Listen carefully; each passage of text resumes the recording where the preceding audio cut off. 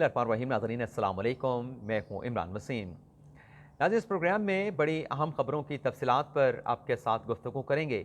एक तो आपको ये बताएंगे कि साबिक वज़ीर आज़म इमरान खान ने अब कौन सा नया फ़ैसला किया है, वो फ़ैसला क्या है, उस फैसले की वजूहात क्या हैं, ये आपको बताएंगे। और इसके अलावा जो पंजाब असम्बली का मामला है, जिस पर साबिक वज़ीर आज़म इमरान खान बड़ा वाज़ेह तौर पर यह कह चुके हैं, ऐलान कर चुके हैं कि वो KP और पंजाब की असम्बलियाँ मुतलका वज़रा आला से उन्हें तहलील करवा देंगे, उन्हें तुड़वा देंगे। लेकिन दूसरी जानिब अपोजिशन की जानिब से ये दावा किया जा रहा है कि वो KP और पंजाब की असम्बलियाँ तोड़ने की, उन्हें तहलील करने की हर कोशिश को नाकाम बना देंगे। तो ये जो खबरें चल रही हैं KP और पंजाब की असम्बलियाँ तहलील करने की, इन खबरों के दौरान पंजाब असम्बली का मामला कैसे हल हुआ है, इस पर भी आप नाज़रीन के साथ गुफ्तगू करेंगे। और कल जो परवेज़ इलाही के बेटे साबिक वफाकी वज़ीर मोअनिस इलाही ने जो एक बड़ा इंकशाफ किया है, जिसमें उन्होंने कहा है कि वो किसके कहने पे इमरान खान के साथ शामिल हुए थे, उनका साथ देने का फ़ैसला किया था। इस इंकशाफ के बाद नाज़रीन मामला कहाँ तक जा पहुँचा है, कौन कौन से चेहरे, कौन कौन से किरदार बेनकाब हुए हैं, इस पर भी आप नाज़रीन के साथ गुफ्तगू करेंगे। और फवाद चौधरी साहब किस बात पर हैरान हुए हैं, और 7 दिन पहले की वो कौन सी खबर है जिसकी आज बाकायदा तौर पर तस्दीक हो चुकी है। इसके अलावा नाज़रीन हमारे आज के प्रोग्राम की जो दीगर अहम खबरें हैं, उनकी डिटेल भी आप नाज़रीन की खिदमत में पेश करेंगे। तो पहली खबर से गुफ्तगू का आगाज़ करते हैं। नाज़रीन, जो इलेक्शन कमीशन की जानिब से तहरीक इंसाफ के चेयरमैन इमरान खान के खिलाफ, असद उमर के खिलाफ और फवाद चौधरी के खिलाफ जो तौहीन इलेक्शन कमीशन केस की कार्रवाई का आगाज़ किया गया था, और उस केस में PTI के तीनों रहनुमाओं को शोकास नोटिस भी जारी किए गए थे। लेकिन इलेक्शन कमीशन की इस कार्रवाई को इमरान खान की तरफ से, असद उमर की तरफ से और फवाद चौधरी की जानिब से सिंध हाई कोर्ट और लाहौर हाई कोर्ट में चैलेंज कर दिया गया था। वहाँ से PTI के तीनों रहनुमाओं ने हुक्म इम्तना हासिल किए थे, और उन स्टे ऑर्डर्स में जो इलेक्शन कमीशन है उन्हें इमरान खान के खिलाफ, फवाद चौधरी के खिलाफ और असद उमर के खिलाफ किसी किस्म का एडवर्स ऑर्डर जो है वो जारी करने से रोक दिया गया था। लेकिन इलेक्शन कमीशन ने नाजरीन ये किया था कि उन स्टे ऑर्डर्स को सुप्रीम कोर्ट में चैलेंज किया था, बल्कि 2 अलग अलग अपीलें सुप्रीम कोर्ट ऑफ पाकिस्तान में इलेक्शन कमीशन ने दायर की थी। एक जो सिंध हाई कोर्ट और लाहौर हाई कोर्ट ने स्टे ऑर्डर जारी किए थे, उस पर अपील दायर की थी। और इसके अलावा ये जो तौहीन इलेक्शन कमीशन का मामला था इमरान खान के खिलाफ, असद उमर के खिलाफ, फवाद चौधरी के खिलाफ, इसके खिलाफ जो मुख्तलिफ हाई कोर्ट्स में लिटिगेशन का आगाज़ हुआ था, इलेक्शन कमीशन की कार्रवाई को मुख्तलिफ हाई कोर्ट्स में ड्रैग किया गया था, इन तमाम केसेस को किसी एक हाई कोर्ट में यकजा करने की आर्टिकल 186A की दरख्वास्त भी इलेक्शन कमीशन ने दायर की थी। तो ये जो 2 मुख्तलिफ अपीलें थी इलेक्शन कमीशन की, इसे chief justice of Pakistan justice Umar Ata Bandial ने 6 दिसंबर को समाअत के लिए मुकर्रर कर दिया है। और इस केस की समाअत के लिए जो बेंच तश्कील दिया गया है, उसमें नाज़रीन चीफ जस्टिस खुद इस बेंच की सरबराही करेंगे, और उनके साथ जस्टिस आयशा मलिक साहबा और जस्टिस अतर मिनल्ला बेंच में शामिल होंगे। तो 6 दिसंबर को ये बड़े अहम केस की सुप्रीम कोर्ट ऑफ पाकिस्तान जो है वो समाअत करने जा रही है। दूसरी खबर नाज़रीन ये है कि लेफ्टिनेंट जनरल फैज़ हमीद, जो कि आर्मी चीफ तो ना बन सके, लेकिन उन्हें आर्मी चीफ ना बनने के बाद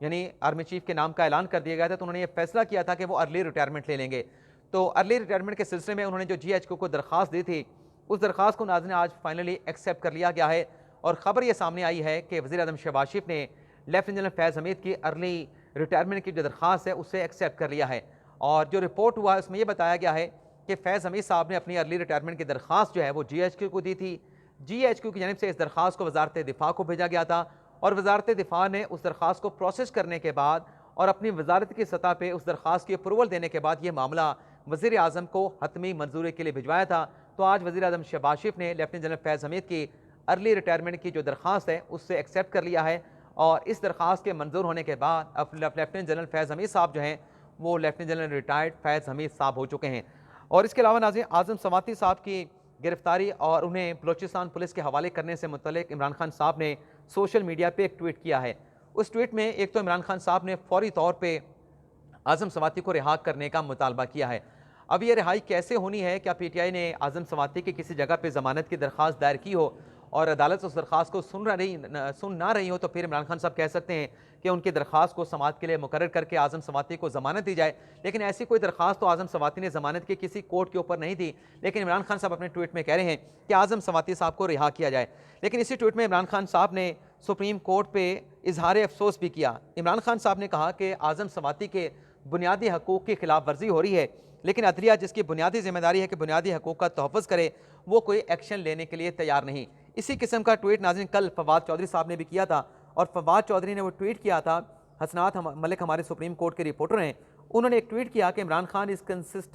कंसिस्टेंटली रेजिंग ऑब्जेक्शन, यानी ट्वीट ये था कि इमरान खान साहब जो हैं वो पार्लिमानी निज़ाम हुकूमत पर सवाल उठा रहे हैं, जबकि सुप्रीम कोर्ट अपने फैसले में करार दे चुकी है कि जो पार्लिमानी निज़ाम हुकूमत है वो पाकिस्तान के आइन का बेसिक स्ट्रक्चर है, बुनियादी ढांचा है, जिसे आइनी तरमीम के जरिए तब्दील नहीं कर सकते। तो इस पर फवाद चौधरी साहब ने कहा कि only people of the Pakistan can change, यानी फवाद चौधरी साहब, मैं इसको पढ़ता नहीं हूँ, वैसे आपको बता देता हूँ, खुलासा ये है, फवाद चौधरी साहब कह रहे हैं कि सिर्फ पाकिस्तान के जो अवाम है वो पाकिस्तान का पॉलिटिकल सिस्टम चेंज कर सकते हैं। सुप्रीम कोर्ट की बुनियादी जिम्मेदारी है कि बुनियादी हकूक़ का तहफ़्फ़ुज़ करे, और बुनियादी हकूक़ के तहफ़्फ़ुज़ पर सुप्रीम कोर्ट की कारकर्दगी कोई हौसला अफजा नहीं है, तो पॉलिटिकल मामले के ऊपर हमें किसी किस्म का भाषण ना दिया जाए। तो आज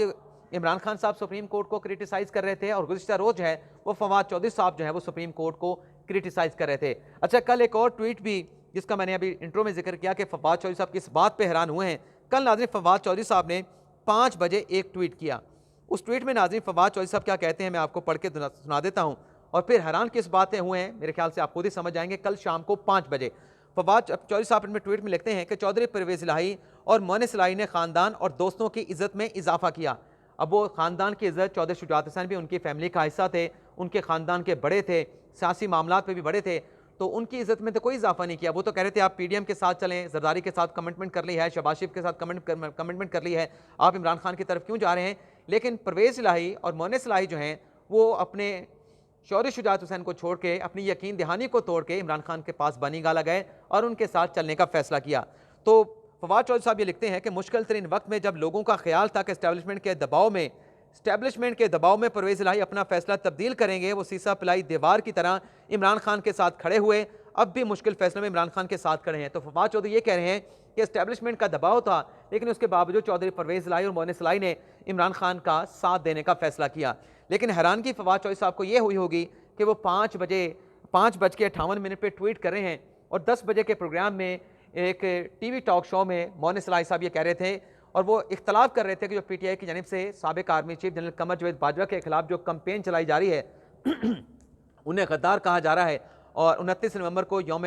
निजात के तौर पे पीटीआई वाले मना रहे हैं। तो ये उन्होंने कहा कि हम जो इमरान खान साहब के साथ बनी गाला गए थे, उनको सपोर्ट करने का, उनका साथ देने का फैसला किया था, जनरल कमर जावेद बाजवा जिनके खिलाफ ये मजमूम कैंपेन चलाई जा रही है, वो तो पाकिस्तान तहरीक इंसाफ के हक में थे, वो तो पाकिस्तान तहरीक इंसाफ को, इमरान खान को सपोर्ट कर रहे थे, और फिर उन्होंने वो बात कह दी कि हम भी जो इमरान खान साहब के साथ हमने चलने का फैसला किया था, इमरान खान का साथ देने का फैसला किया था, जनरल कमर जावेद बाजवा ने हमें कहा था, तो हम जाके इमरान खान के साथ शामिल हुए, इमरान खान को सपोर्ट करने का फैसला किया। तो आप इससे अंदाज़ा लगा लें कि वो कह रहे हैं फवाद चौधरी साहब के एस्टेब्लिशमेंट को इनकार करके इमरान खान साहब के साथ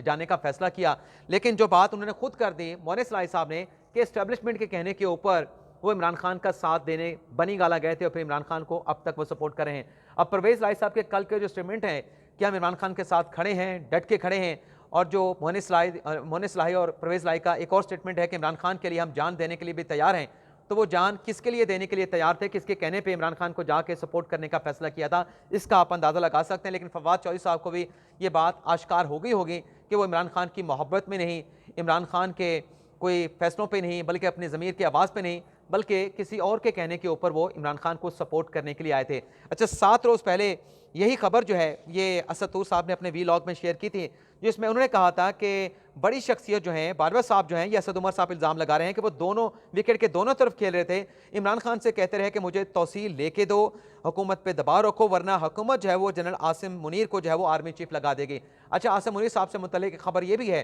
कि जो सऊदी सफ़ीर के साथ उनकी मुलाकात हुई है, हो सकता है अगले हफ्ते आसिम मुनीर साहब जो है वो सऊदी अरब का दौरा करें, वहाँ पे उम्रे की अदायगी करें, क्योंकि ज़राए बता रहे हैं कि सऊदी सफ़ीर के साथ होने वाली इस मुलाकात में सऊदी सफ़ीर ने जो नए आर्मी चीफ हैं सैयद आसिम मुनीर साहब, उन्हें सऊदी अरब का दौरा करने और उन्हें उम्रा करने की जो है वो दावत भी दी है, ये ज़राए दावा कर रहे हैं। लेकिन बहरहाल असद उमर साहब ने यह बताया था कि एक तरफ तो वो इमरान खान को कह रहे थे कि हुकूमत पे दबाव बढ़ाओ ताकि मुझे एक्सटेंशन मिले और आसिम मुनीर आर्मी चीफ ना बन सके, और दूसरी तरफ वो हुकूमत से कह रहे थे कि अगर आप मुझे तौसीह दे देते हैं तो मैं पंजाब हुकूमत आपको वापस लेके दूंगा। और उन्होंने असदूर ने अपने व्लॉग में यह भी कहा था कि परवेज़ इलाही साहब निजी महफिलों में इस बात का एतराफ़ करते रहे हैं कि वो इमरान खान के साथ चलने का, उन्हें साथ देने का जो फैसला किया था वो army chief general Qamar Javed Bajwa के कहने के ऊपर उन्होंने इमरान खान का साथ, इमरान खान को सपोर्ट करने का जो है फैसला किया था। ये गालिबन 25 या 26 नवंबर का सतूर का वीलॉग है। तो कल मोहन सलाही साहब इस बात का एतराफ़ कर रहे थे कि हम जो गए थे वो जनरल कमर जावेद बाजवा के कहने पर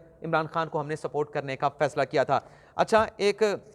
और ख़बर भी इमरान खान साहब से मुतल्लिक, वो ये है कि जो 50 अरब रुपए की पाकिस्तान मुंतकिली का मामला है, जिस पर नैब में तहकीकात चल रही हैं, जिसमें बुलाया गया था फैसल वाडा साहब को भी, जिसमें मलिक रियाज हुसैन को भी बुलाया गया था, उस केस में नाज़रीन आज खबर ये सामने आई है कि नैब ने इस केस में इमरान खान को भी शामिल तफ्तीश करने का फैसला किया है। और इस मामले के ऊपर फवाद चौधरी साहब ने एक ट्वीट किया है, वो ट्वीट भी मैं आपको पढ़ के सुना दूँ। ट्वीटों की खबरें चल रही हैं वैसे आज की। फवाद चौधरी साहब ये कहते हैं, और ये इसी से मिलता जुलता ट्वीट असद उमर साहब ने भी किया है। फवाद चौधरी कहते हैं कि इमरान खान को नैब ने तलब किया है कि अलकादर यूनिवर्सिटी क्यों बनाई। नैब को एवन फीड के अरब रुपए की जायदाद से कोई दिलचस्पी नहीं।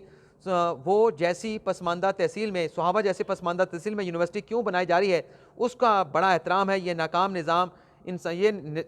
निज़ाम इंसाफ रोज़ाना हमारा मुँह चढ़ाता है। अब हम चिढ़ रहे हैं। यानी वो कह रहे हैं कि अलकादर यूनिवर्सिटी के ऊपर तहकीकात करना, उसके ऊपर सवाल उठा रहे हैं कि ये तो एक अच्छा काम कर रहे हैं, लेकिन सवाल जो है असल में नैब के पास वो ये है कि 50 अरब बरतानिया से मिले, वो 50 अरब पाकिस्तान के ख़जाने में आने चाहिए थे, लेकिन इमरान खान वज़ीर आज़म थे, लेकिन वो पैसा ख़जाने में आने की बजाय मलिक रियाज हुसैन को दूसरे हाथ वापस कर दिया गया। इस केस में सवाल ये है, अलकादर यूनिवर्सिटी बनाने ना बनाने का कोई सवाल नहीं, उसमें यह भी सवाल है कि 50 अरब आपने वापस किए, तो मलिक रियाज से आपने जो 467 कनाल अराजी हासिल की, वो कैसे हासिल की, उसकी पेमेंट कैसे हुई, पेमेंट हुई नहीं हुई, तो ये सवाल पूछा जा रहा है। तो इस मामले में एक तो नैब ने इमरान खान साहब को शामिल तफ्तीश करने का फैसला किया, या तो उन्हें नोटिस भेजा जाएगा या इमरान खान साहब को सवालनामा भेज के सवालों के जवाब मांगे जाएंगे। शहजाद अकबर इस केस में पेश नहीं हो रहे, लेकिन नैब ये कहता है कि अगर शहजाद अकबर पेश ना हुए तो उनके खिलाफ ऐसा इतना मवाद मौजूद है कि उनके पेश हुए बगैर ये रेफरेंस जो है वो दायर किया जा सकता है। और फैसल वाडा अपना जवाब जमा कर अपना बयान रिकॉर्ड करा चुके हैं।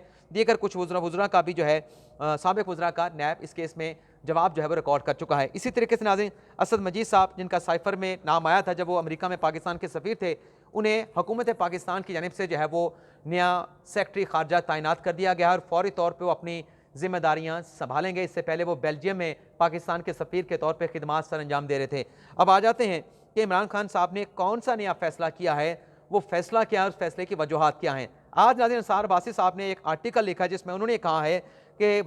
साबिक़ वज़ीर इमरान खान साहब ने अपने पार्टी के लोगों को और जो सोशल मीडिया के जो हैंडल करते हैं, उसके जो मैनेजर्स हैं, जो व्हाट्सएप ग्रुप के मैनेजर हैं, उन्हें ये अहकाम जारी कर दिए हैं कि नए आर्मी चीफ और फौज से मुतल्लिक तनकीद ना की जाए। और ये भी मुतनबे किया गया है और ये भी कहा गया है इमरान खान की तरफ से जो हदायत अहकाम जारी किए गए हैं कि हर सूरत इन अहकाम को यकीनी बनाया जाए कि नए आर्मी चीफ और फौज पर किसी किस्म की तनकीद ना की जाए। इस मामले के ऊपर अंसार अब्बासी साहब की खबर में यह बात भी शामिल है कि इस बात की तस्दीक के लिए उन्हें फवाद चौधरी से रब्ता किया, तो फवाद चौधरी साहब ने हमारी इस खबर की ना तरदीद की ना तस्दीक की। अलबत्ता फवाद चौधरी साहब ने यह ज़रूर कहा कि इदारों के साथ जो है पाकिस्तान तहरीक इंसाफ किसी सूरत जो है वो कशीदगी नहीं चाहती। तो खबर अंसार अब्बासी साहब की बिल्कुल दुरुस्त लगती है जब फवाद चौधरी साहब ना तरदीद कर रहे हैं ना तस्दीक कर रहे हैं, लेकिन जब ये कह रहे हैं कि इदारों के साथ हम कशीदगी नहीं चाहते, तो इसका मतलब यह है कि इमरान खान साहब ने यह अहकाम जारी किए हैं कि नए आर्मी चीफ के ऊपर किसी तरह का किसी भी किस्म का उनके खिलाफ जो है सोशल मीडिया पे जो है वो ट्रेंड या ट्वीट्स या उनके खिलाफ कोई कंपेन जो है वो ना चलाई जाए। ये था नाज़रीन आज का हमारा व्लॉग। आपसे इजाज़त चाहते हैं। अल्लाह ताला हम सबका हमें नासिर हो, दुआ में याद रखिएगा। अल्लाह हाफिज़।